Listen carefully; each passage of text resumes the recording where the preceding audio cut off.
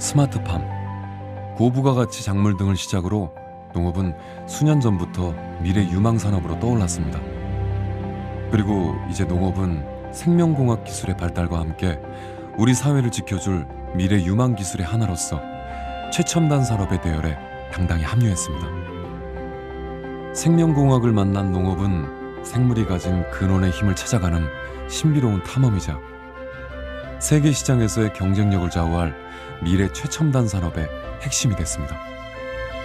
현재 우리의 농업은 먹는 농업을 넘어 생명을 살리고 환경을 살리는 신소재 농업으로 나아가고 있습니다. 생명공학을 만난 농업의 미래는 어떤 모습일까요? 우리 곁에 다가와 있는 미래를 만나보려고 합니다. 인류가 누에를 길러 비단옷을 만들기 시작한 것은 약 3000년 전. 우리나라의 양잠 산업은 60, 70년대 산업화 정책, 양잠 진흥 정책과 함께 더욱더 발전했고 한때 세계 누에고치 생산량의 10%, 한국 수출 시장의 35% 이상을 담당하기도 했습니다. 그러나 레이온, 폴리에스터 등 화학 섬유의 보급과 함께 양잠 산업은 가파른 내리막길을 걸어왔습니다.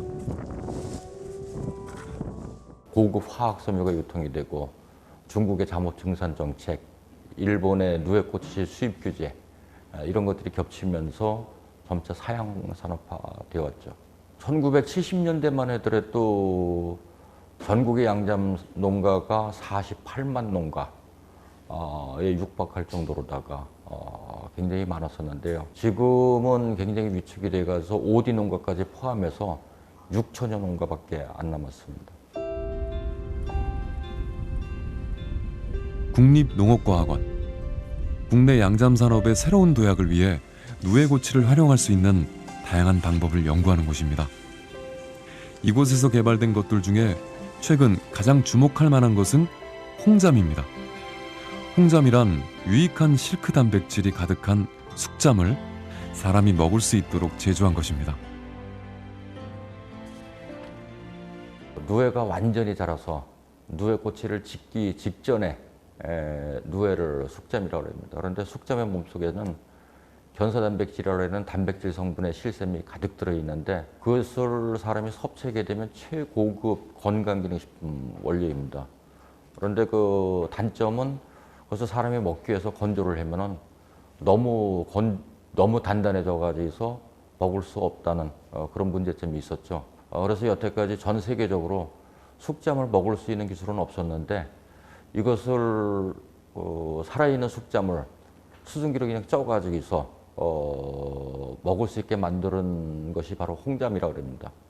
단백질, 글리신, 알라닌, 세린 등 18가지 아미노산 함량이 다른 누에보다 월등히 높은 숙잠. 100도씨 수증기로 2시간을 쪄서 동결 건조시키면 단단한 실샘까지 섭취할 수 있는 홍잠이 됩니다. 홍잠은 기대 이상의 건강 효능도 확인됐습니다.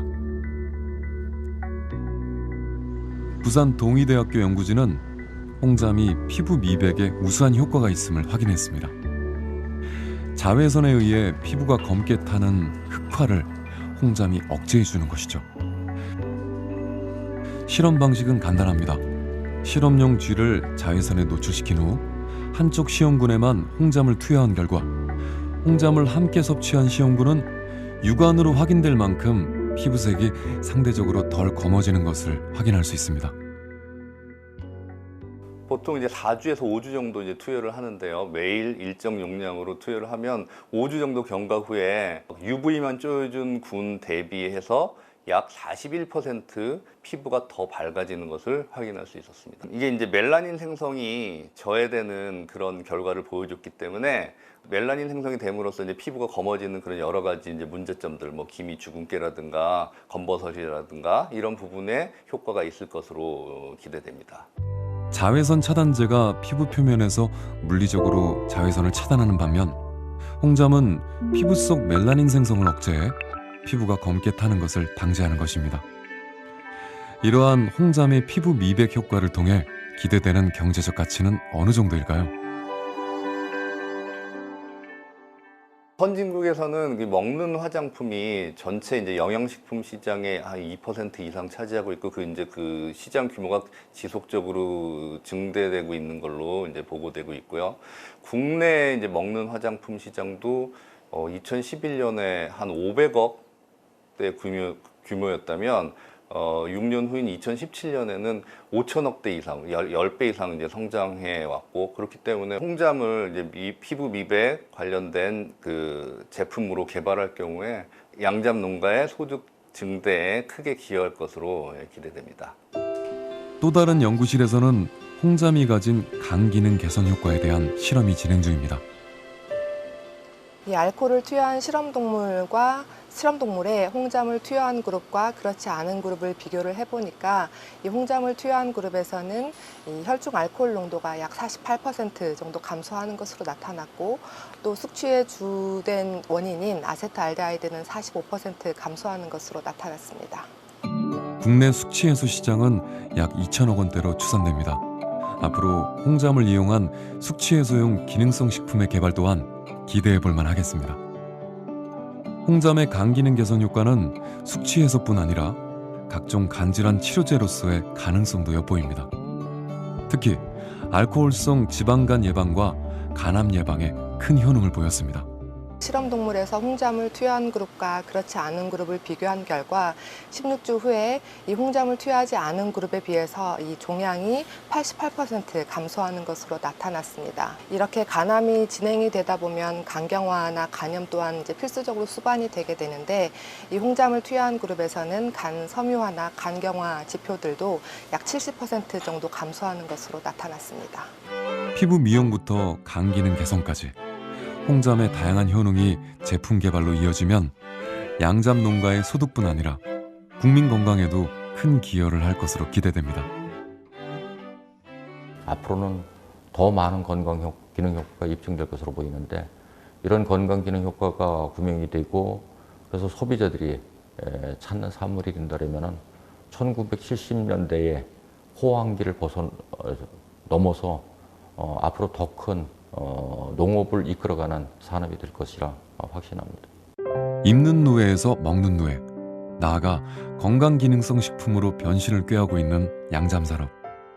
그러나 양잠산업의 잠재력은 여기서 끝이 아닙니다. 누에가 만들어낸 실크는 이제 옷이 아닌 다양한 의료용 소재들로 만들어지고 있습니다.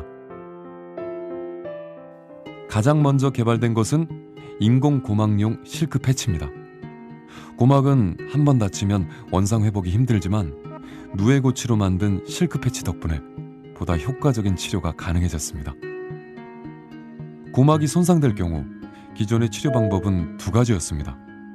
환자의 근육막을 떼어내 수술하거나 종이 패치를 이용해 붙이는 방법입니다. 종이 패치 같은 경우는 상대적으로 간단하게 시술은 할 수 있는데 효율은 그렇게 높지가 않은 편이고, 고막 성형술 같은 경우는 효율은 좋은데 조금 비용과 고통이 좀 다른 편이고, 우리가 개발한 실크 패치 같은 경우는 그 두 가지 장점들이 이제 결합됐다고 보시면 됩니다. 그러니까 시술도 간단하면서 고막 성형술하고 유사한 정도의 고막 재생 효율을 나타내고 있거든요. 실크 인공고막은 세균이 잘 자라지 않고 사람 고막과 유사한 두께와 강도를 지니고 있습니다. 시험 결과 2주 만에 고막 재생이 이루어졌고, 이는 기존의 고막술에 비해 137%나 우수한 재생률입니다. 실크 인공고막의 이러한 장점은 누에고치가 가지고 있는 실크 단백질의 주성분 피브로인의 특별함 덕분입니다. 누에고치에서 얻어지는 실크 피브로인은요, 천연 단백질로서 아미노산으로 생분해되기 때문에 생체 적합성이 뛰어나고 의료용 소재로서 매우 좋은 소재입니다. 실크 피브로인은 미국 식품의약국이 생체 안전성을 검증한 천연 재료입니다. 농촌진흥청은 생체 적합성이 좋은 실크 단백질의 특성을 이용해 지속적으로 다양한 기술 개발을 시도해왔습니다. 누에고치 같은 경우는 생체 적합성이 워낙 뛰어난 물질로 알려져 있기 때문에 수술용 봉합사나 아니면 치과용 자폐막들, 그리고 3D 프린팅의 소재라든지 이런 다양한 형태의 의료용 소재로 연구 개발이 지금 되고 있는 중입니다. 이미 개발이 완료된 치과용 차폐막은 기존 고오텍스 소재 차폐막보다 잇몸뼈 형성 능력이 8배나 우수할 뿐 아니라 가격 또한 저렴합니다. 또 녹는 실크 봉합사의 경우 일반 봉합사에 비해 항균 활성이 뛰어나 상처 치유의 효과까지 볼 수 있습니다. 이렇듯 실크가 의료용 소재로 다양하게 개발되면서 연구자들은 양잠이 다시금 고부가가치 산업이 될 것으로 기대하고 있습니다. 우리나라 같은 경우는 키로당 5만 5천 원에 판매가 됩니다. 근데 의료용으로 쓰이는 누에고치 같은 경우는 키로당 22만 원 정도 그렇게 아마 첫 가격이 형성될 것 같아요. 명주실로 사용되고 있는 그 누에고치를 가격을 기준으로 본다 그러면은 그 실크 패치 같은 의료용 소재는 대충 한 4배 이상의 부가가치가 있는 것으로 생각이 됩니다. 실크 단백질을 이용한 의료용 소재는 제작 공정이 간단해 생산 비용을 절감할 수 있습니다. 이런 점에서 누에고치를 이용한 의료용 소재의 상용화는 소비자와 양잠 농가 모두에게 희소식이 아닐 수 없습니다. 기존에 했던 누에고치 생산 산업에서부터 시작해가지고 지금 그 식품, 뇌분말 같은 그 식용 소재들 이런 또 의료용 소재까지 이렇게 개발이 된다 그러면 양잠 산업이 가지고 있는 가치는 점차 확대되고 아주 무궁무진한 그런 산업으로 발전되지 않을까 생각이 됩니다. 생명공학을 만나 각종 의료용 소재로 변신을 거듭하고 있는 누에고치.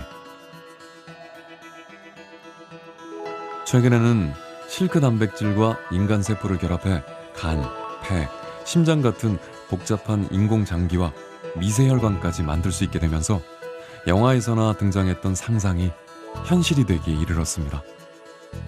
바이오 3D 실크 프린팅 기술과 바이오 잉크의 개발 덕분입니다.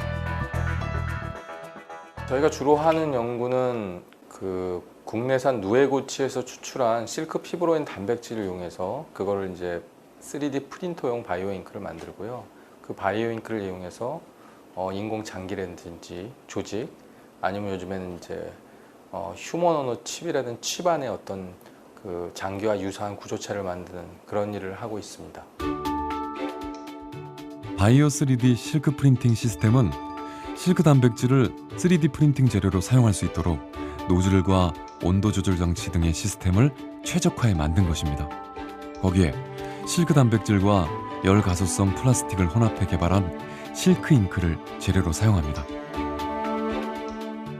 저희가 만든 잉크가 여러 종류가 있는데요. 어느 정도 형태를 갖춰줘야 되고 또 경화가 이루어져야 되고 그래서 저희가 이제 개발한 거는 그 피브로인 단백질에서 3차원 3D 프린팅을 할 수 있는 잉크를 만들었고요. 그 잉크를 통해서 여러 가지 세포를 함유를 할 수 있습니다. 예를 들어서 뭐 인공 뼈 구조체, 손가락 모양의 뼈가 필요하다 그러면 그 구조체를 다이렉트하게 직접 프린팅하면서 세포가 들어간 상태에서 프린팅이 돼서 장기를 만들 수 있는 거죠. 실크 단백질을 이용해 만든 바이오 잉크는 용도에 따라 유연성, 탄력성, 경도를 조절할 수 있습니다. 덕분에 시술의 목적과 부위에 따라 다양한 인공장기를 개발할 수도 있고 환자의 신체 사이즈에 맞게 맞춤형 조직을 제작할 수 있어 여러 분야에 활용이 가능해 보입니다. 기존의 어떤 조직이나 장기는 만들었을 때 그냥 일정한 크기와 사이즈, 크기와 이런 모양을 만들 수 있다면 예를 들어서 소아나 뭐 성인의 차이가 있다면 크기가 다르지 않습니까? 근데 3D 프린팅 기법을 이용하면 그런 것들을 크기에 맞춰 구조에 맞춰서 만들 수가 있죠. 또 뭐 외상이나 이럴 때 결손이 생기는 부위가 다 다르지 않습니까? 근데 기존의 방법들은 일정한 형태의 어떤 고정판이나 프레이트 이런 재료들을 그 환자에 맞게 의사가 가공을 하든가 이렇게 적용할 수밖에 없는데 그 환자에 정확하게 맞는 방법으로 프린팅하고 환자에 적용할 수 있는 크다란 장점이 있죠. 기존에 사용되던 금속 재질의 뼈 고정판에 비해 바이오 잉크로 만든 뼈 고정판은 환자에게 딱 맞는 크기와 형태로 맞춤 제작이 가능하고 고정판을 제거하는 2차 수술이 필요 없으며 고정력 또한 강하다는 장점이 있습니다. 기존에 이제 골절 환자 같은 경우에는 금속으로 되어 있기 때문에 산화되거나 이런 문제가 있는데 저희 같은 경우에는 실크 피브로인이라는 단백질로 되어 있기 때문에 생체 내에서 흡수되면서 주변에 뼈가 융합되거나 다시 잘 결합될 수 있게 도와주기 때문에 그런 면에서는 굉장히 큰 장점을 갖고 있습니다. 전 세계 3D 프린팅 시장은 연평균 약 45.7%가량 성장하고 있습니다.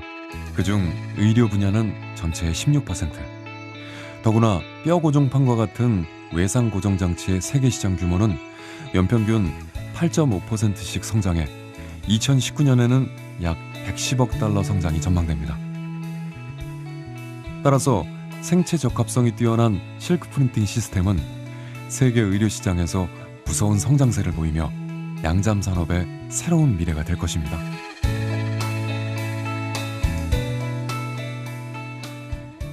바이오 3D 프린팅 시장은 앞으로 굉장히 넓어질 수밖에 없는 게요. 어떤 인체 조직이나 최종적으로 인체 장기를 만들어야 되는데 그 장기를 가장 정확하게 구현할 수 있는 방법 중에 하나거든요. 최근에는 이제 환자에 적용할 수 있는 그런 모델들도 많이 개발돼 있고 바이오 칩이라든가 여러 분야에서 지금 적용하려고 하고 있습니다. 피부는 점점 이제 임상 실험 단계에 나가 있는 이런 프로젝트들이 꽤 많이 있습니다. 그렇다면 바이오 3D 프린팅 시스템을 통해 영화에서 보듯 복잡한 장기나 혈관을 만들고 결손된 신체 일부를 복구하는 것도 가능해지는 걸까요? 혹시 뭐 제워온서라는 영화에서 보면 그 사람이 어떤 그 박스 안에 들어가서 이런 로봇 암이 나와가지고 직접 해가지고 뼈부터 해서 프린팅해 사람을 만들어내지 않습니까? 지금 그거는 이제 거의 임상 적용 단계까지 온 기술들이 많은데요. 예를 들어서 저희가 뭐 운동을 하든 어떤 다쳤을 때 피부가 상당 부분 결손이 되면 바로 3D 프린터에다 자기 팔이나 다리를 넣으면 그 위에다 대고 이제 프린팅을 해서 피부를 아예 복구해버리는 이런 기술들도 많이 개발되고 있습니다. 누에는 생명공학을 만나 상상 초월의 변신을 거듭하고 있습니다. 인공고막부터 수술용 봉합사 그리고 인공장기 시대를 열게 될 바이오 3D 실크 프린터까지 양잠 농업은 이제 생명을 살리는 농업으로 진화하는 중입니다.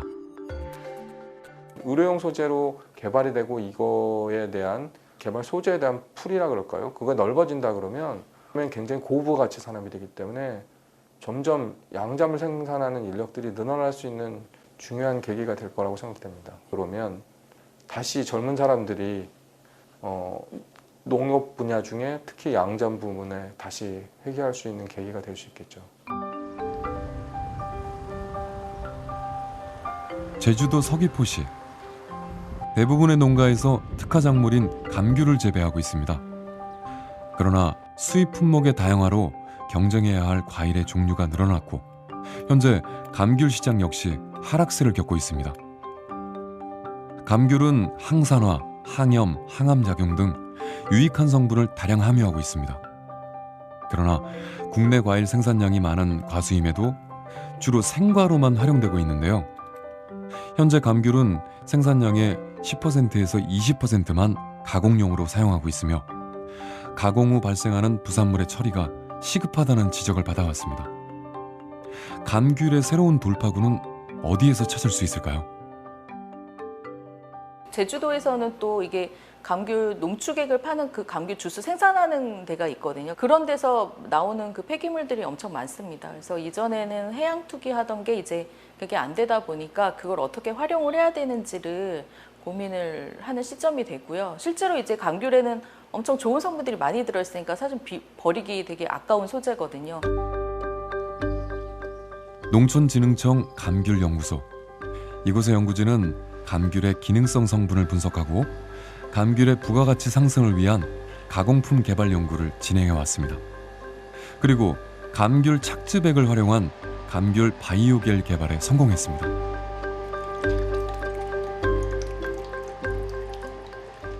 감귤 식초 연구를 하다가 저희가 그 미생물 하나를 분리를 했습니다. 근데 그 미생물이 2차 대사 산물로 이 셀룰로스 성분을 생산을 하고 있는 거거든요. 근데 감귤에서 분리한 그 미생물이다 보니까 감귤을 리 들어가야 잘 자랍니다. 그리고 이거를 많이 생산을 하고 그래서 이제 감귤 바이오겔이라는 명칭으로 감귤을 이용해서 만들어지는 셀룰로스 성분입니다. 감귤 바이오겔은 순수한 셀룰로스 성분으로 피부 밀착력이 우수하고 세포 독성이 없으며 수분 함유력이 높습니다. 때문에 기능성 화장품 소재로 뛰어나며 피부 보호 및 상처 보호용 거즈를 대체할 수 있는 최적의 의료용 소재로 판단되고 있습니다. 실제로 가장 좋은 거는 피부 밀착력이 우수하기 때문에 그 화상 환자나 피부에 질환이 있는 분들한테 붙였을 때 미생물 감염을 1차적으로 막아주면서 거기에 유형 성분을 부착시킬 수가 있거든요. 그래서 상처 치유 그런 쪽으로 이제 많이 활용이 돼서 인공 피부 쪽으로 많이 개발을 하고 있는 소재입니다. 지금 뭐 의료용으로는 다양한 실험을 하고 있는 단계고요. 지금 가장 먼저 적용을 할 수 있는 부분이 이제 화장품 분야입니다. 감귤 바이오겔이 가장 먼저 적용된 부분은 화장품입니다. 제주에서는 이미 감귤 바이오겔을 이용한 기능성 화장품 20여 종이 판매되고 있습니다.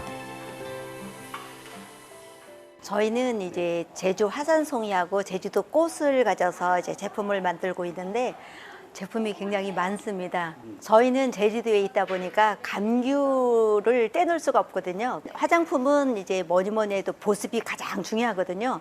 그래서 저희 보습 라인은 모든 게 다 감귤 셀룰로스를 녹여가지고 다 넣고 있는데 팩 위주에 많이 넣고요. 그리고 이제 수분 크림이라든가 그동안 감귤의 가공 처리량은 전체 생산량의 10%에 불과했습니다. 그러나 이처럼 감귤 바이오겔을 생산해 화장품 및 의료용 소재로 사용하게 되면 생가로 판매할 수 없는 등회품과 착즙 부산물까지 활용할 수 있어 농가 소득에 직접적인 기여를 할 것으로 보입니다. 생명공학을 만난 감귤은 그야말로 버릴 게 없는 황금 가일입니다. 생명공학 기술은 누에고치, 감귤의 사례와 같이 농업 생산물이 가지고 있는 특성을 끄집어내 신소재 개발을 가능케 하는 한편 특수한 기능과 성분을 가진 새로운 작물을 탄생시키기도 합니다. 진주의 한 농장, 콩 재배가 한창입니다. 그런데 이곳에선 콩이 아니라 콩잎의 수확이 주목적입니다. 평범해 보이지만 특별한 기능을 갖춘 이 콩잎의 정체는 식물성 에스트로겐을 대량 함유한 파바톤 콩잎입니다. 파바톤 콩잎은 식물성 에스트로겐이 대단히 많이 함유되어 있는 기능성 콩잎을 저희들 파바톤 콩잎이라고 합니다. 그래서 이 식물성 에스트로겐이라고 하는 것은 그 여성 호르몬인 에스트로겐 대체제로서 식이약 소재 시장에서 가장 요구도가 높은 식이약 소재입니다. 여성 호르몬인 에스트로겐이 줄어들면 뼈, 피부 등의 노화가 빨라지고 골다공증, 수면장애, 체중 증가 등 갱년기 현상이 나타납니다. 파바톤 콩잎은 여성의 건강 유지를 위해 필요한 대표적인 호르몬인 에스트로겐을 대체할 수 있는 이소플라본을 다량 함유하도록 생명공학을 통해 만들어진 작물입니다. 요거는 이제 일반 콩잎의 크로마토그램이고 요거는 파바톤 콩잎의 크로마토그램입니다. 일반 콩잎에서는 보시는 바와 같이 이와 같은 식물성 에스트로겐이 그와 같이 대단히 극미량 존재합니다. 그렇지만은 이 파바톤 콩잎은 이 푸른 부분들이 식물성 에스트로겐입니다. 식물성 에스트로겐이 대단히 고농도로 존재함을 알 수 있고 식물성 에스트로겐을 다량 함유한 파바톤 콩잎은 온도와 습도, 에틸렌 농도 등을 조절해 이소플라본이 콩잎에서 생합성되도록 하는 기술로 만들어집니다. 이렇게 재배된 파바톤 콩잎은 지구상에 존재하는 식물 중 최고 수준의 식물성 에스트로겐을 함유하고 있습니다. 갱년기 증상을 유발한 동물 모델 실험에서도 파바톤 콩잎이 갱년기 증상 완화에 탁월한 효과가 있음이 증명됐습니다.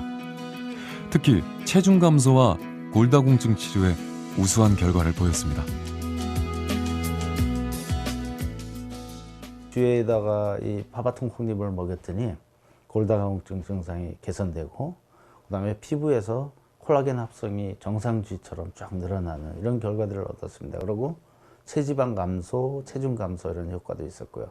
지방간 억제 효과도 관찰을 했습니다. 보시면은 복부 지방이 늘어나는 그 폐경기 모델이 되면은 지방세포가 커집니다. 여기에다가 파바톤 콩잎을 먹이게 되면은 그런 게 다시 그 정상 레벨로 줄어드는 이런 것들을 관찰을 할 수가 있고요. 폐경기가 되면 지방세포가 커질 뿐 아니라 골밀도 또한 급격히 낮아집니다.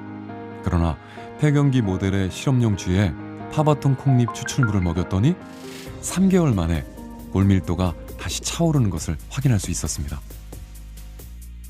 효능이 입증된 파바톤 콩잎은 향후 갱년기 증상 치료와 피부 미용을 위한 여러 제품의 재료로 사용될 전망입니다.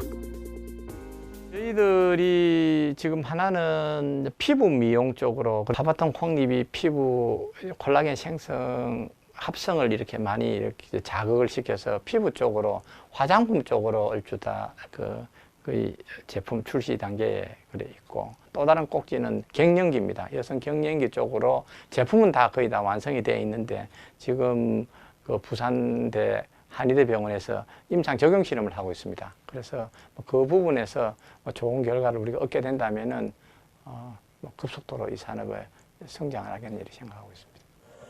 식물성 에스트로겐인 이소플라본은 갱년기용 식의약 소재로 수요가 높아지고 있습니다.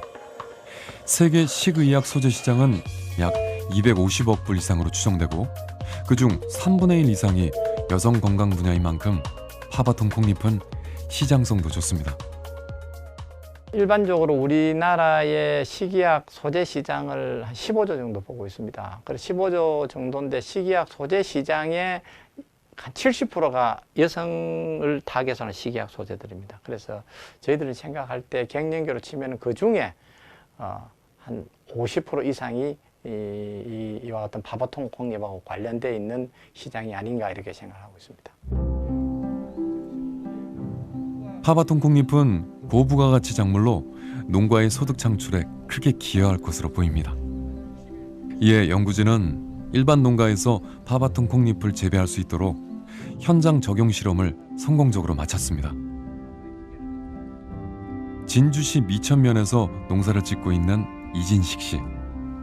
벌써 3년째 파바톤 콩잎을 수확하고 있습니다. 아무래도 이 최초로 이 농산물 이거 열매하는 것보다는 학교에 그석을 하니까 수입이 훨씬 낫습니다. 뛰어난 효능을 가진 특수 작물이지만 일반 농가에서 파바톤 콩잎을 재배하는데 특별한 어려움은 없다고 합니다. 다만 깨끗하게 세척하고 건조하는 과정이 필요한 소재 특성상 대량 생산을 위해서는 제반 시설이 필수적인 상황입니다. 물량이 7월 말에 한 먹에 나오기 때문에 이거를 수확하고 세척하고 건조하고 이런 이제 시스템이 안 갖춰져 있으면은 이렇게 농사를 많이 지을 수가 없지요. 그런 부분들은 이제 업체하고 이렇게 생산이 나면은 자연스럽게 해결될 걸로 그렇게 생각을 하고 있습니다. 건강기능성 식품 및 의료 신소재로 시장을 넓히고 부가가치를 높여가고 있는 농업. 이제 농업은 여기서 한 발 더 나아가 생명공학과 손을 잡고 전혀 다른 방식의 새로운 미래 농업을 준비하고 있습니다.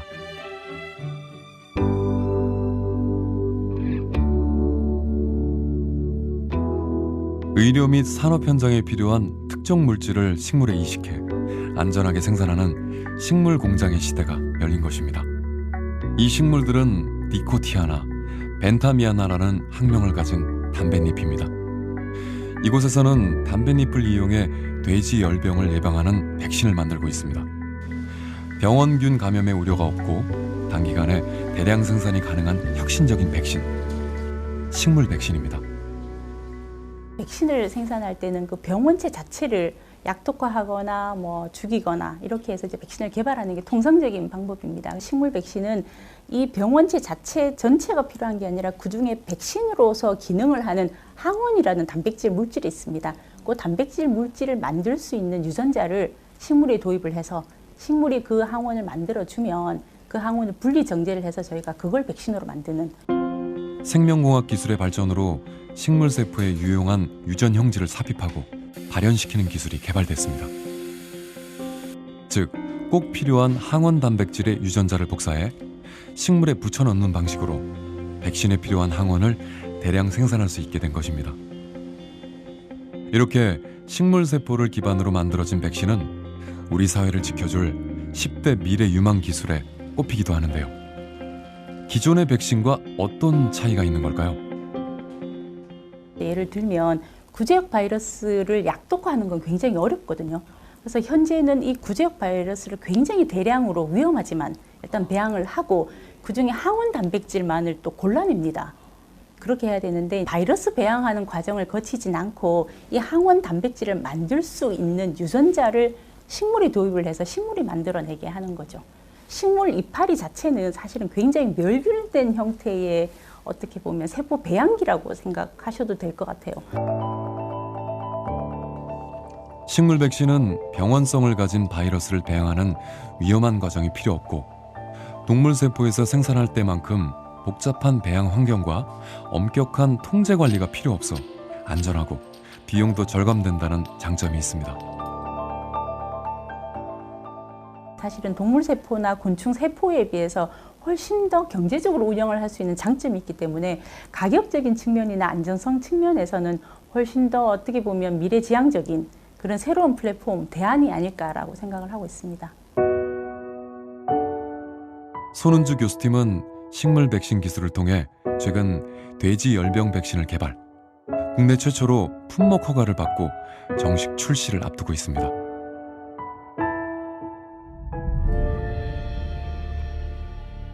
돼지 열병은 우리나라 일종 가축 전염병으로 발병 시 살처분으로 이어지는 위험한 질병입니다.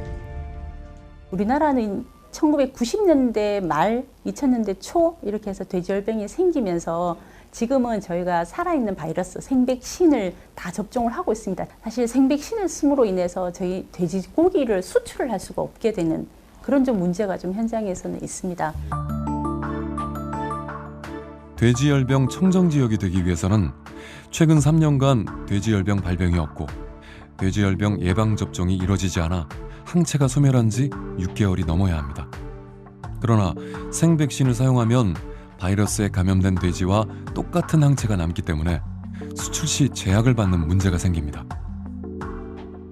도축할 때 돼지에서 항체 검사를 했는데 이게 항체가 검출이 되면 사실은 객관적으로 얘가 백신을 맞아서 항체가 생긴 건지 이 병이 유행을 해서 항체가 생긴 건지를 사실 감별하기가 되게 곤란하거든요. 돼지열병 바이러스랑 생백신이랑 거의 똑같이 생겼기 때문에 손은주 교수가 개발한 그린마커 백신은 돼지열병 바이러스의 외피를 구성하는 구조 단백질 중 E2 단백질을 주성분으로 사용합니다.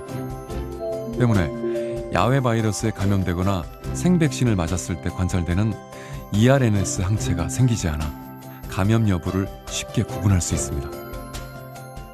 저희가 식물에서 개발한 백신은 이 생백신과는 좀 달리 외국에서 이 백신을 사용할 경우는 돼지열병 청정국으로 인정을 해주기 때문에 저희가 자유롭게 돼지고기 수출을 할 수 있는 자격을 받을 수가 있거든요. 그렇기 때문에 궁극적으로 양돈 산업에 크게 도움이 되지 않을까.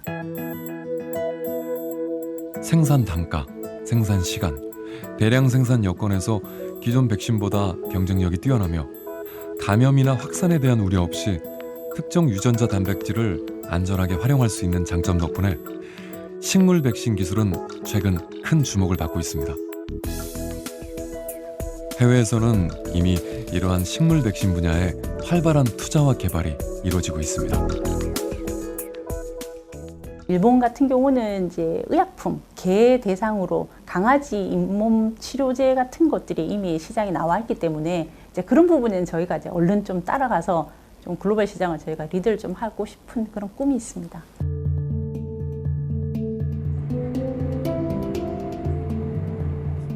일본에서는 지난 2013년 유전자 변형 식물을 원료로 하는 동물 의약품이 세계 최초로 승인을 받았습니다. 개의 잇몸 염증을 완화해주는 치료제가 그 주인공입니다.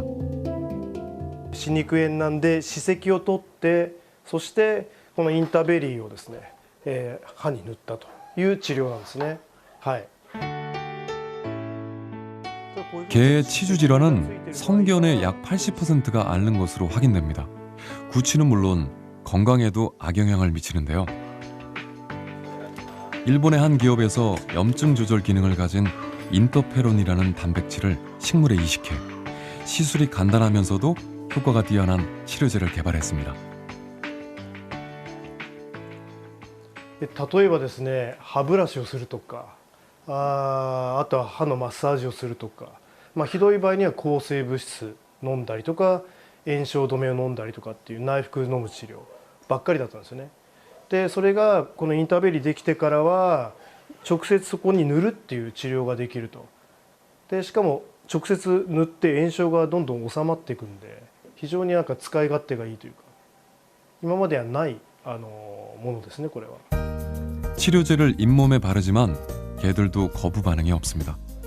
이 치료제는 달콤한 딸기를 건조해 분말 형태로 만든 것이기 때문이죠.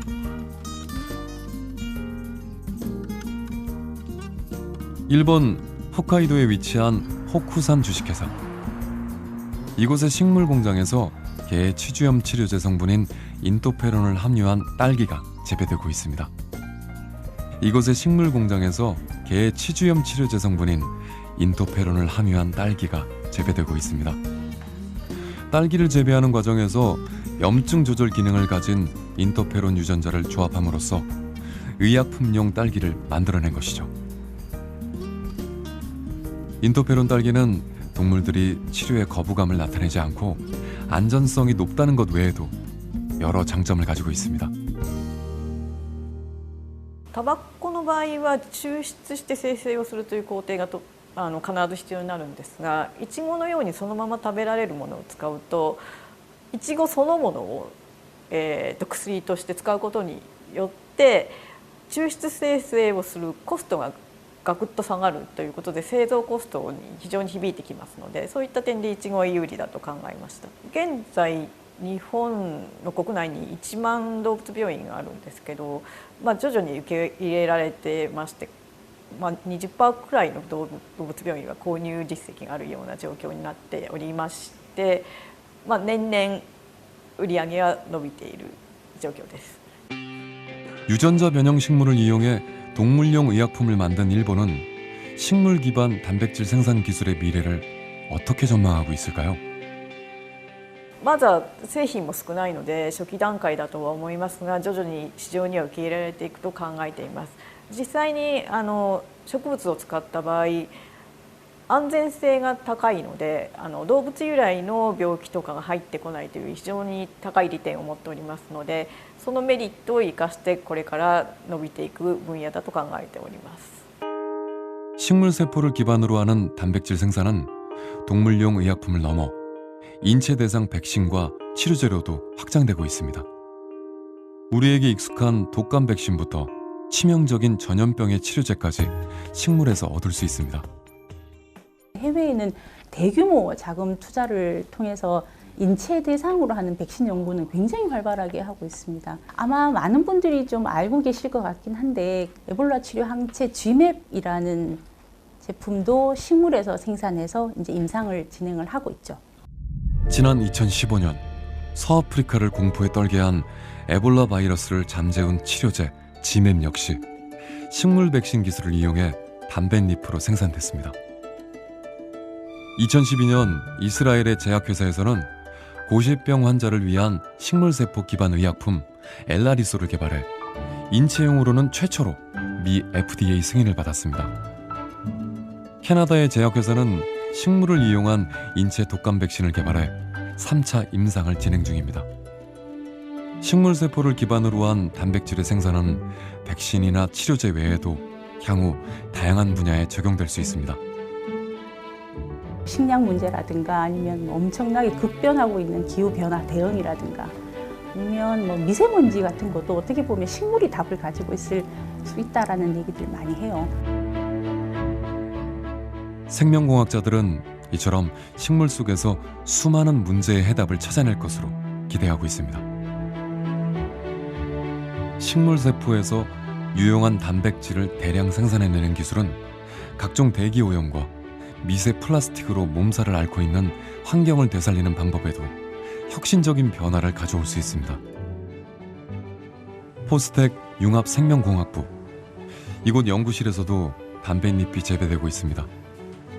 하지만 돼지열병 백신을 만드는 담뱃잎과는 전혀 다른 작물입니다. 이 담뱃잎에는 이산화탄소를 잡는 바이오 촉매제가 배양되고 있습니다.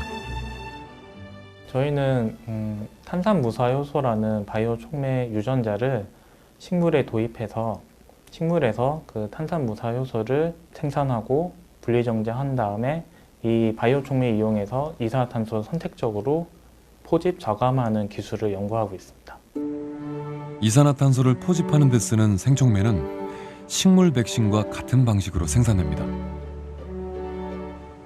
우선 해조류의 일종인 개꽃 시래기에서 이산화탄소를 물에 녹여 잡아두는 성질을 가진 특정 유전자를 찾아내 담뱃잎에 이식합니다. 그런 후 성장한 담뱃잎에서 생촉매를 추출하는데 이를 이용하면 공기 중의 이산화탄소를 잡아낼 수 있습니다. 공기 중에 이산화탄소는 보통 500ppm 또 많은 경우에는 한 1000ppm 이렇게까지 올라가고 배기가스라든지 이런 데서는 7%, 10% 이렇게 올라가고 있는데 이 중에서 CO2만 이 바이오 촉매가 특이적으로 물에 녹이는 그런 기능을 가지고 있습니다. 이 바이오 촉매가 CO2만을 특이적으로 잡아서 물에 녹이기 때문에 CO2를 감축할 수가 있는 것입니다. 담뱃잎을 통해 생산한 바이오 촉매를 이산화탄소 저감 장치에 필터 형식으로 장착합니다. 이 필터에 오염된 공기를 통과시키면 이산화탄소만 선택적으로 잡을 수 있습니다.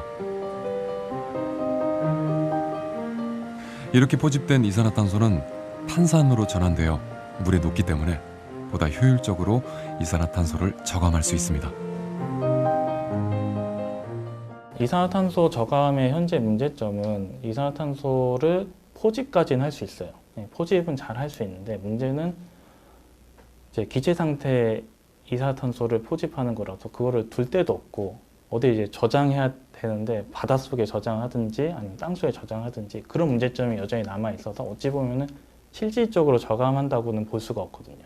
그냥 위치만 바꾼 거지. 그렇지만 이런 생물학적인 이산화탄소 포집 및 자원화 기술을 상용화시킨다면은 포집과 동시에 탄산으로 이제 전환을 하고 이 탄산을 탄산칼슘, 탄산수소, 나트륨 같은 다른 화합물로 이제 합성이 가능하기 때문에 추가적인 부가가치 창출뿐만 아니라 실질적인 이산화탄소 저감에도 도움을 줄 수 있는 획기적인 기술이죠. 식물 세포를 기반으로 만든 바이오 촉매는 공기 중으로 날아가는 이산화탄소를 포집해 탄산수나 베이킹 소다로 재활용할 수 있어 또 다른 부가가치를 창출하는 장점이 있습니다. 탄산칼슘 같은 경우는 주로 충진제로 많이 쓰고 대표적으로는 제지, 종이 만들 때 가장 많이 이제 사용이 됩니다. 그리고 탄산수소 나트륨은 우리가 흔히 이제 사용하고 있는 베이킹 소다, 세제용으로 쓰는 베이킹 소다부터 해서 식품 첨가제, 탄산수 나트륨 자체도 의료용 제제로도 또 활용이 되고 있습니다. 저희가 현재 생산하고 있는 탄산무사효소 바이오 촉매 같은 경우는 산업용 배기가스에서부터 이산화탄소 저감할 수 있는 이산화탄소 저감기로서 활용이 가능하고 실내 이산화탄소부터 대형 선박까지 이산화탄소 저감기로도 활용이 가능합니다. 식물 세포를 기반으로 유용한 단백질을 생산해내는 기술은 생명을 살리는 백신과 대기 오염을 해결할 바이오 촉매제를 탄생시켰습니다. 생명공학 기술이 발달하고 관련 연구가 거듭될수록 적용할 수 있는 유전자의 종류는 더 다양해지지 않을까요? 저희들이 개발하고 또는 개발하고 싶은 것 중에 하나는 예를 들어서 당뇨병이 걸렸을 때 꼭 그 치료제 인슐린을 주사를 맞아야 되느냐 아니면 그냥 인슐린을 생산하는 식물을 먹어서 그게 당뇨병 치료까지 할 수 있느냐 하는 이런 문제의 어떤 질문을 던지고 있거든요. 생명과학의 가장 핵심은 어떻게 보면은 유전자를 통한 어떤 생명 현상의 이해거든요. 그렇게 되면 결국 유전자들이 가지고 있는 그러한 능력을 우리가 어떻게 다시 활용하느냐는 문제예요. 박테리아를 배양하는 데 따른 여러 가지 위험 부담 없이 저렴하게 대량 생산이 가능한 식물 공장. 이 같은 기술은 바이오의학, 화장품, 식품, 백신 개발과 환경 보건 등 다양한 분야에 접목될 수 있을 것입니다. 이러한 발전이 국내 농가에도 영향을 미칠 것은 자명합니다. 현재 국내에서 가장 농업이 어려움을 겪는 것 중에 하나는 다들 똑같은 작물을 키우기 때문에 그렇다고 생각을 하거든요. 아직은 몇 종류의 어떤 농작물을 가지고 서로 경쟁하면서 하고 있는데, 앞으로는 식물들이 좀 더 다양한 기능성 식물들 개발되고 다양한 종류의 식물들이 개발된다 그러면 서로 다른 걸 생산하기 때문에 굳이 경쟁할 필요가 없기 때문에 굉장히 고부가가치의 어떤 식물들을 본인들의 어떤 계획에 따라서 만들 수 있고, 따라서 굉장히 넓은 분야를 커버할 수 있을 거라고 생각합니다.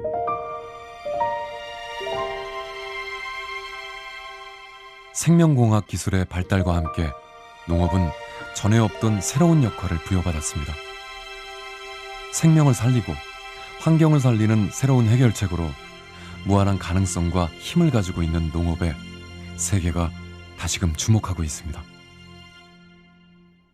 우리나라 농업 인구들의 연령이 좀 낮아지고 또 생명공학 기술이 접목이 되면서 어떤 제품의 부가가치들을 높일 수 있기 때문에 어떤 농가 소득을 좀 높여주지 않을까. 식물생명공학 연구하시는 분들이 모이면 저는 굉장히 희망에 부풀하는 얘기는 어떤 사회적으로 지금 많이 이슈가 되는 문제들을 식물에서 답을 찾을 수 있지 않을까.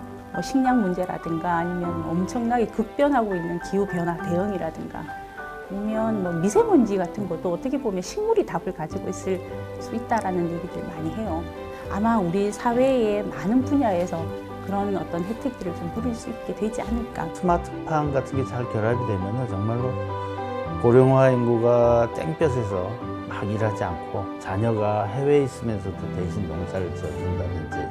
그래서 성공하기 위해서는 스마트팜 보급보다는 어떤 소재를 그 안에 넣어서 소득을 보장해주고, 그 다음에 그 효용 가치와 이런 것들을 계속 증대시켜서 생산되는 것을 갖다가 다 소비할 수 있는 이런 것들을 만들어낼 때 미래의 어떤 농업의 방향이나 산업의 방향 이런 것들이 결정된다고 생각합니다.